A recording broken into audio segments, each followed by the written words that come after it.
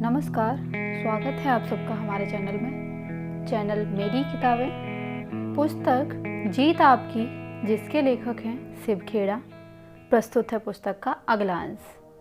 हम सभी सही या गलत तरीके से प्रेरित हैं। मैं जब टोरंटो में था तो मैंने दो भाइयों की कहानी सुनी। उनमें से एक नशीली दवाओं का आदी था और अपने परिवार के लोगों को अक्सर पीटा करता था, जबकि दूसरा काफ़ी सफल व्यापारी था। वह समाज में सम्मानित था और उसका एक अच्छा परिवार था। एक ही माँ बाप द्वारा पाले गए एक ही माहौल में पड़े बड़े दो भाई एक दूसरे से इतने अलग कैसे हो गए। पहले भाई से पूछा गया कि आप यह सब क्यों करते हैं? आप नशीली दवाओं के आदी हैं, शराबी हैं, अपने परिवार के लोगों को पीटते हैं। आपको यह सब करने की प्रेरणा कहाँ से मिलती है? उसने जवाब दिया, मेरे पिता से। मेरे पिता नशीली दवाओं के आदी थे, शराबी थे और अपने परिवार के लोगों को पीटा करते थे। फिर आप मुझसे क्या बनने की उम्मीद करते हैं? उन्हीं वजहों से मैं ऐसा बन गया हूँ। दूसरे भाई से पूछा गया, आप सारे सही काम क्यों करते हैं? आपकी प्रेरणा का स्रोत क्या है? और जरा सोचिए उसने क्या कहा। मैं जब छोटा था तो अपने पिताजी को शराब के नशे में धुत और सारे गलत काम करते हुए देखा करता था। मैंने उसी समय सोच लिया था कि मुझे उनके जैसा नहीं बनना है। दोनों भाई एक ही स्रोत से प्रेरणा हासिल कर रहे थे, लेकिन एक उसका इस्तेमाल सही ढंग से और दूसरा गलत ढंग से कर रहा था। गलत ढंग की प्रेरणा इंसान को आसान रास्ता अपनाने की इच्छा पैदा करती है, लेकिन अंत में वह रास्ता ज़्यादा मुश्किल साबित होता है। काम के दौरान प्रेरित से प्रेरणाहीन बनने के 4 पड़ाव। कोई काम शुरू करने के बाद लोग अक्सर काम करने की शक्ति और प्रेरणा को कई पड़ावों से गुजरते हैं। नंबर 1 है प्रेरित लेकिन बेअसर। अपनी नौकरी के दौरान कोई कर्मचारी सबसे अधिक प्रेरित कब होता है? जब वह किसी संगठन या संस्था में शामिल होता है। क्यों? इसलिए कि वह साबित करना चाहता है कि उसे नौकरी पर रखकर नौकरी देने वाले ने सही फैसला लिया है। वह प्रेरित होता है, लेकिन माहौल में नया होने की वजह से यह नहीं जानता कि उसे क्या करना है, इसीलिए बेअसर होता है। यह एक ऐसा पड़ाव होता है जब कर्मचारी पूरे खुले दिमाग के चीज़ों को सीखना चाहते हैं। उस दौरान उसे संस्था की संस्कृति में ढालना काफ़ी आसान होता है। इस पड़ाव पर उसे ट्रेनिंग और सही दिशा देना जरूरी होता है। गैर पेशेवर संगठनों के पास दिशा देने वाला कोई कार्यक्रम या तो होता ही नहीं है अथवा बेहद घटिया दर्जे का होता है। काम के पहले दिन सुपरवाइजर नए कर्मचारी को उसके काम करने की जगह दिखाता है और उसे क्या करना है यह बताकर फुर्सत पा लेता है। इस तरह वह कर्मचारी को अच्छी बातें बताने के साथ ही अपनी सारी बुराइयां भी सिखा जाता है। नया कर्मचारी सुपरवाइजर की सारी गलतियों को फौरन सीख लेता है, क्योंकि उसे वही सिखाया जाता है। इस तरह वह संगठन नए कर्मचारी को संस्था की संस्कृति में ढालने का मौका गंवा देता है। दूसरी ओर पेशेवर संगठन नए लोगों को भर्ती करने में काफ़ी सावधानी बरतते हैं। वे उसे और बातों के साथ ये बातें भी बताते हैं। पहला पॉइंट है पदों का क्रम, दूसरा एक दूसरे से अपेक्षाएं, तीसरा क्या करना है और क्या नहीं करना है, चौथा मानक और दिशा निर्देश, पांचवा क्या स्वीकार किया जा सकता है और क्या स्वीकार नहीं किया जा सकता है, छठवां है संसाधन। जब तक किसी को साफ तौर पर यह ना बताया जाए कि उससे क्या उम्मीदें हैं, तो उससे काम करने की शक्ति दिखाने की उम्मीद कैसे की जा सकती है। यदि कर्मचारी को भर्ती करते समय सावधानी बरती जाए और उसे सही दिशा का ज्ञान कराया जाए तो कई समस्याएं पैदा नहीं होंगी। नंबर 2 है प्रेरित और असरदार। इस पड़ाव पर पहुंचते पहुंचते कर्मचारी यह सीख चुका होता है कि उसे क्या करना है और वह कामों को जोश और खरोश के साथ करता है। वह अपने पेशे को समझ चुका होता है और यह बात उसकी काम करने की शक्ति में दिखाई देती है। उसके बाद वह अगले पड़ाव की ओर बढ़ता है। नंबर 3 प्रेरणाहीन पर असरदार। कुछ समय के बाद कर्मचारी की प्रेरणा में कमी आने लगती है। वह अपने पेशे की तिकड़ में सीखने लगता है। इस पड़ाव पर पहुंचकर कर्मचारी प्रेरणाहीन हो चुका होता है। वह इतना काम तो करता रहता है जिससे कि मालिक को उसे नौकरी से निकालने का मौका न मिले, लेकिन वह प्रेरित होकर काम नहीं करता। यह कर्मचारी के विकास के लिहाज से नुकसानदेह होता है। किसी भी संस्था में अधिकतर लोग इसी तीसरे पड़ाव पर होते हैं। एक प्रेरित पेशेवर कर्मचारी अपने पेशे की बारीकियों को अच्छी तरह सीखता है और तिकड़ों को धोखेबाजों और धूर्तों के लिए छोड़ देता है। लेकिन एक प्रेरणाहीन कर्मचारी कंपनी को नुकसान पहुंचाने लगता है। उसकी खुद की काम करने की शक्ति कामचलाऊ होती है और वह अच्छी काम करने की शक्ति वाले कर्मचारियों का मजाक उड़ाने लगता है। वह नए विचार नहीं अपनाना चाहता और अपने चारों ओर निराशा फैलाता है। हमारा मकसद ऐसे कर्मचारियों को वापस दूसरे पड़ाव पर लाना यानी ट्रेनिंग के जरिए उन्हें फिर से प्रेरित और असरदार बनाना है। किसी कर्मचारी को अधिक समय तक तीसरे पड़ाव पर नहीं रहना चाहिए, क्योंकि यहाँ से वे या तो दूसरे पड़ाव पर वापस लौटकर एक बार फिर प्रेरित और असरदार कर्मचारी बन जाते हैं अथवा चौथे पड़ाव पर पहुंच जाते हैं। नंबर 4 है प्रेरणाहीन बेअसर। अगर कोई कर्मचारी इस पड़ाव पर पहुंच जाता है तो फिर मालिक के पास उसे नौकरी से निकालने के अलावा और कोई रास्ता नहीं बच जाता।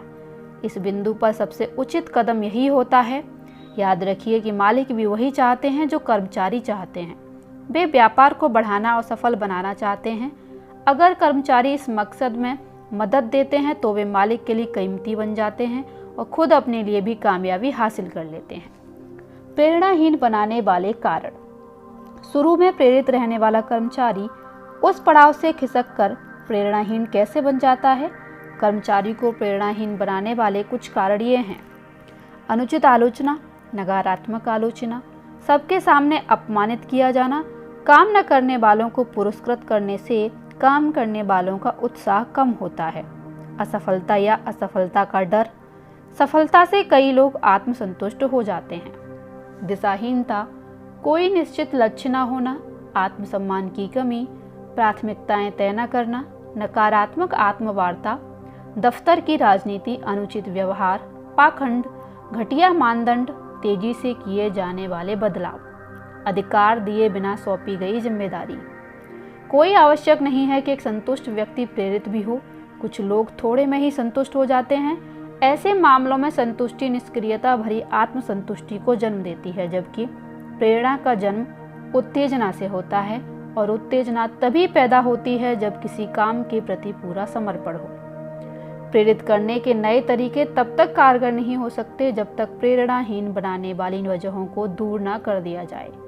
कई बार प्रेरणाहीन बनाने वाले कारणों को दूर कर देने भर से लोग प्रेरित हो जाते हैं। प्रेरक।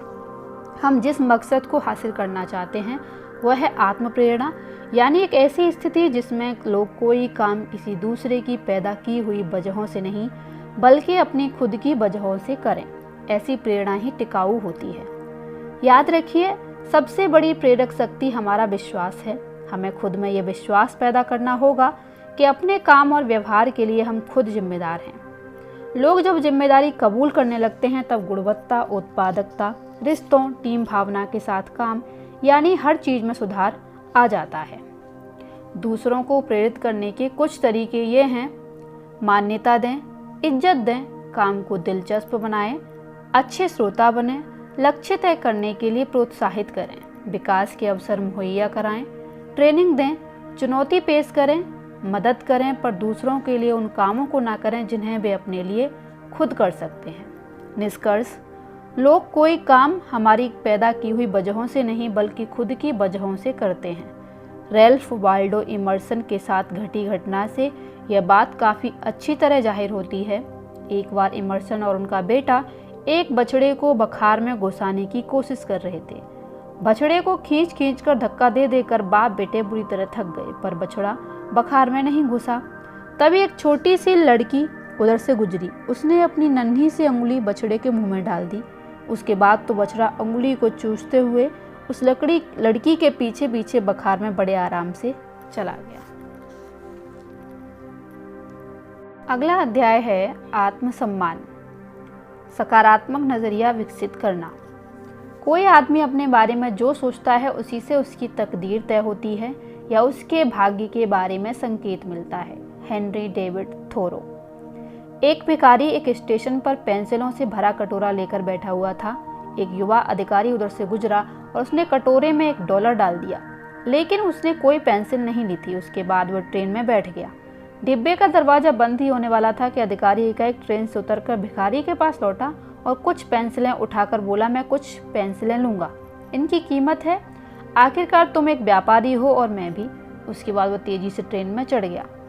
6 महीने बाद वह अधिकारी एक पार्टी में गया। वह भिखारी भी वहां पर सूट और टाई पहने हुए मौजूद था। भिखारी ने उस अधिकारी को पहचान लिया। वह उसके पास जाकर बोला, आप शायद नहीं मुझे पहचान रहे हैं, लेकिन मैं आपको पहचानता हूँ। उसके बाद उसने 6 महीने पहले घटी घटना का जिक्र किया।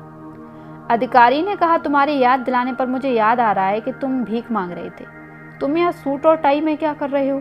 भिखारी ने जवाब दिया, आपको शायद मालूम नहीं है आपने मेरे लिए उस दिन क्या किया। मुझे दान देने के बजाय आप मेरे साथ सम्मान के साथ पेश आए। आपने कटोरे से पेंसिलें उठाकर कहा, इनकी कीमत है। आखिरकार तुम एक व्यापारी हो और मैं भी। आपके जाने के बाद मैंने सोचा, मैं यहाँ क्या कर रहा हूँ? मैं भीख क्यों मांग रहा हूँ? मैंने अपनी ज़िंदगी को संवारने के लिए कुछ अच्छा काम करने का फैसला किया। मैंने अपना झोला उठाया और काम करने लगा। आज मैं यहाँ मौजूद हूँ। मुझे मेरा सम्मान लौटाने के लिए मैं आपको धन्यवाद देता हूँ। उस घटना ने मेरा जीवन बदल दिया। भिखारी की जिंदगी में क्या बदलाव आया? बदलाव यह आया कि उसका आत्मसम्मान जग गया और उसके साथ ही उसकी कार्य क्षमता भी बढ़ गई। हमारी जिंदगी में आत्मसम्मान इसी तरह का जादुई असर डालता है। आत्मसम्मान और कुछ नहीं बल्कि खुद अपने बारे में हमारी सोच है। अपने बारे में हमारी जो राय होती है उसका हमारी काम करने की शक्ति, रिश्तों, माँ बाप के रूप में हमारी भूमिका, जिंदगी में हमारी उपलब्धियों यानी हर चीज़ पर काफ़ी गहरा असर पड़ता है।